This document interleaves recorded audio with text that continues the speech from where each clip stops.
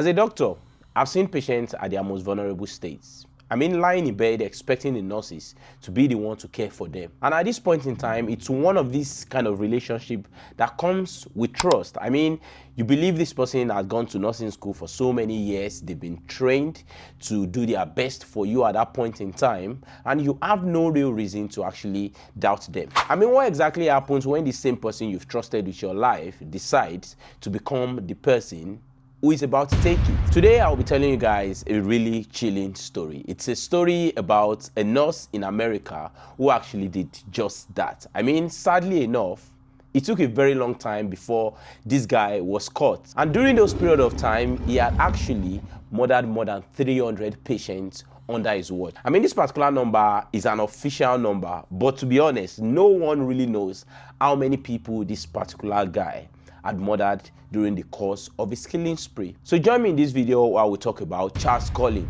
the nurse who murdered 300 patients. Charles Cullen was born in New Jersey in 1960. His early life was filled with trauma. He lost both parents at a really young age. As a result of this, he attempted suicide multiple times and was also known to be withdrawn. Eventually, he joined the Navy, but was also discharged after a really bizarre behavior. Then he decided he wanted to enroll in nursing school. In 1987, Charles Cullen became a licensed nurse, and at this point in time, is able to practice in, of course, most states in America. And this is exactly where this whole killing spree started. I mean, one of the biggest horror in American history. So basically, what Charles Cullen would normally do is administer drugs that at normal dose doesn't really do much damage. They're actually there to help, but at large dose, I mean, they take a really short period of time before they cause the biggest damage ever. So one of the drugs Charles Cullen tends to use is digoxin. Digoxin is a drug that is known to actually control the heart rhythm and to help with patients that have any kind of issues with their heart. I mean, at very low dose, digoxin is a nice drug, although the therapeutic range is actually still very narrow. But digoxin at a really good dose is okay. But then when you start giving digoxin at a really high dose, I mean, it is extremely dangerous. Even back when I was in medical school, digoxin is one of those drugs where you're meant to know, importantly, what the symptoms of high dose digoxin is. And this is basically because digoxin is really dangerous when not used properly. Cullen used medications like digoxin and insulin, both common in the hospitals, but deadly in the wrong hands. He would inject small amounts into IV bags. And the result? Patients would crash hours later. Their heart would stop, their sugar level would plummet, and because these people were already hospitalized, no one asked too many questions. I mean, as a doctor, this terrifies me.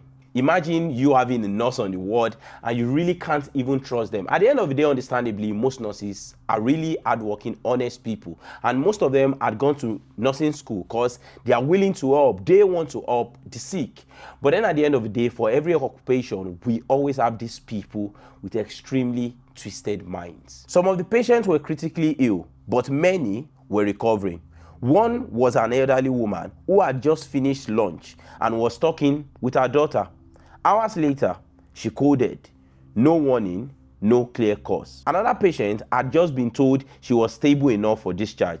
By morning, he was dead. Cullen would later say the reason why he had been doing all these things is to help these people. He's basically saying he's been doing everything for some sort of mercy killing because the patients were in a really bad shape and he was basically trying to help. But we can all agree this isn't what it's all about. This is basically someone with power who is really ready to misuse that power and not use it as people who can actually defend themselves, but against people that are extremely vulnerable. Now, let's talk about how the medical system had failed. In the case of Cullen, this isn't just about what Cullen did, but how the medical system extremely failed and how Cullen could have been stopped very early. So Cullen had worked at 9 different hospitals and several people noticed something was wrong.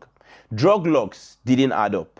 Deaths occurred during his shift, and he was even caught once administering drugs without an order. But what did they do? basically nothing. So in most of these cases, they will basically just tell Colin to resign because, oh, we're not really comfortable with you working here because we've got a little bit of suspicion. But after that, nothing really else happens. Nobody tries to report him to the police. Nobody really tries to investigate. I mean, to report to the appropriate authorities to investigate this guy. Because if this had happened, maybe it could have been stopped early. So the question is, how was this guy caught? I mean, that is the question on everyone's mind, because if he had worked in so many hospitals and no one caught him, how exactly was he caught? At Somerset Medical Center, a nurse named Amy Lauren started to suspect him. She noticed that patients were crashing only during his shift. She did what no hospital admin had done before. She spoke up. Amy wore a wire and confronted Colin, and he confessed. He admitted to killing 30 or 40 people, but investigators believe the real number could be over 300. When he was finally arrested in 2003, the families of the victims were left with no other questions. How did no one stop him sooner? Charles Cullen isn't the only healthcare killer. My last video was about Farid Fatah, who had administered chemotherapy to a lot of his patients that were actually normal. So if you actually enjoy any kind of video like this, trying to know about some of these dangerous people working in healthcare, you can check out the link here where you can watch the video about Farid Fatah. So thank you very much for watching the video to this point. You can always like and subscribe if you really do enjoy what I'm doing on this channel. And I'll see you guys another time. Thank you.